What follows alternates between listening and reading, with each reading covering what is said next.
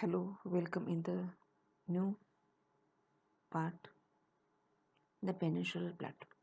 The Peninsular Plateau is a tableland composed the old crystalline, igneous and metamorphic rocks. This is called tableland because this is rise up than the rest of region.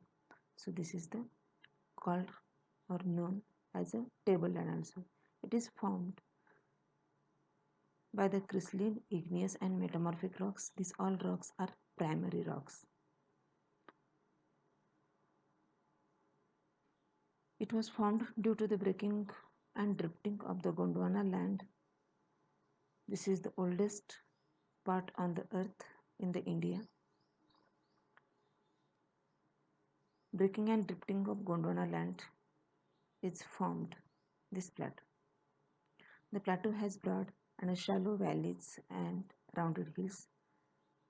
This plateau consists of two broad divisions, namely Central Highland and Deccan Plateau. The map you will look on this map. At the center of the map, two red broad lines you are looking. And in this both broad line, one single blue line also is here, river Narmada. The river Narmada, covering a major area of the Malwa Plateau, is known as the Central Highland. The Vindhya range is bounded by the Central Highland on the south. At the south, the Vindhya, and at the northwest, Aravalli. Further, this plateau, the Central Highland, merges in the sandy and rocky desert of Rajasthan.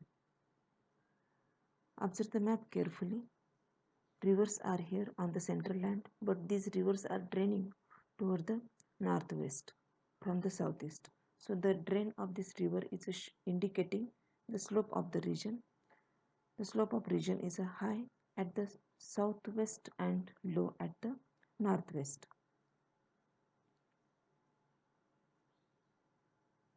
The Central Highlands are wider in the west but narrower in the east. At the Rajasthan side, you will look, it is broad, but toward the east it is a narrow. The local names for the highlands are Bundelkhand, Bagelkhand, and at the east Chota Nagpur Plateau. The Chota Nagpur Plateau is rich in the minerals.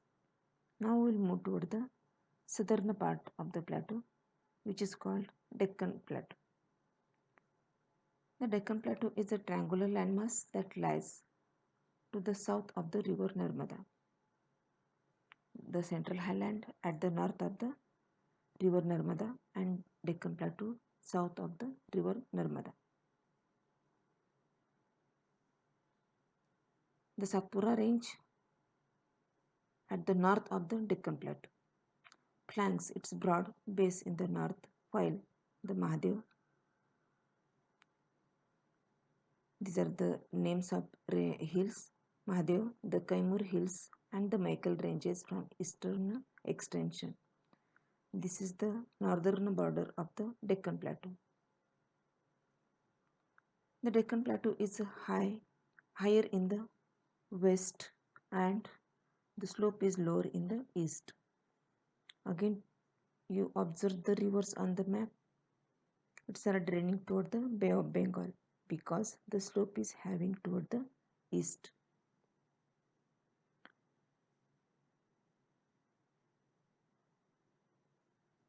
An extension of the plateau is also visible in the northeast, locally known as Meghalaya Plateau. In the eastern part of the country, this is extension part of the Deccan Plateau, Karbi and Long Plateau and North Sachar Hills.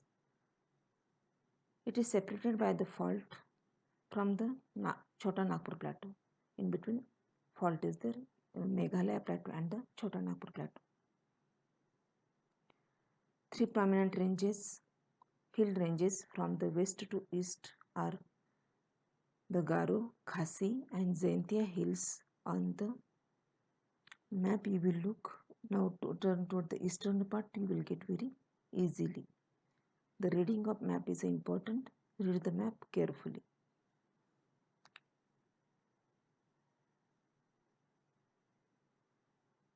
The Platue's extension, a triangular mass,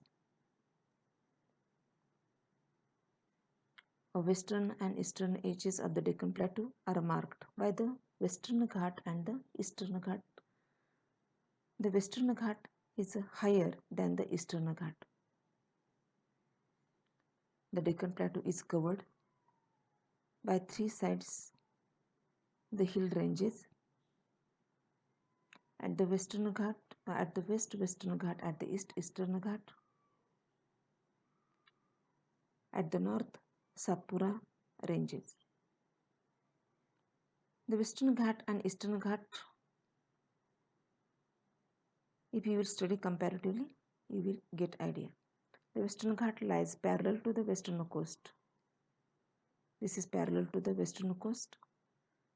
It is continuous. It can be crossed through passes only. The comparative study of these both is at the Western Ghat, at the Eastern Ghat.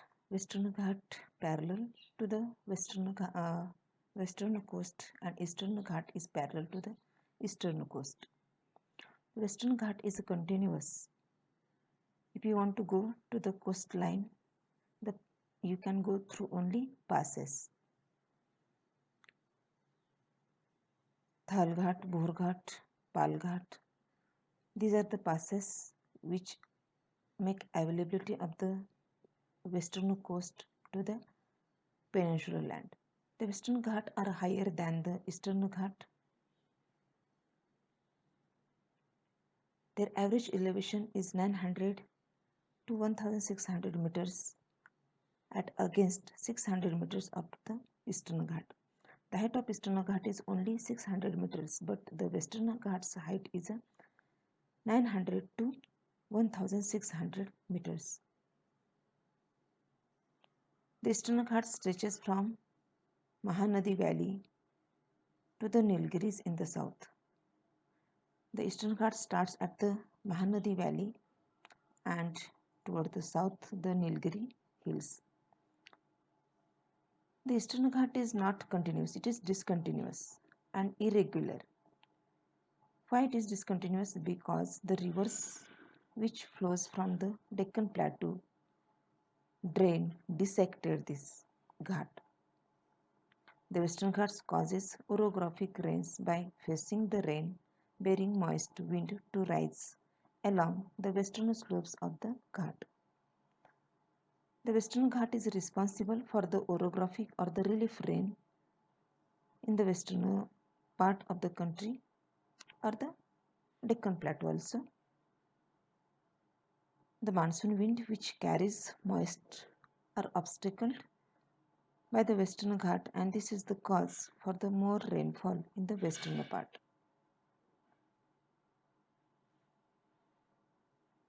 The Western Ghat is less in a height at the north, but the height increases toward the south.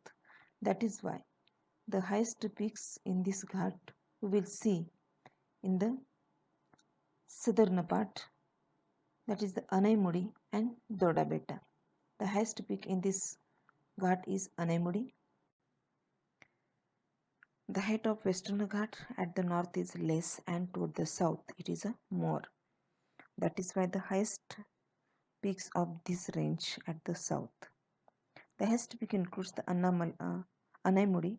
The height of this peak is 2695 meter. The Doda Betta are in the south. Turning toward the eastern Ghat, the Mahendragiri.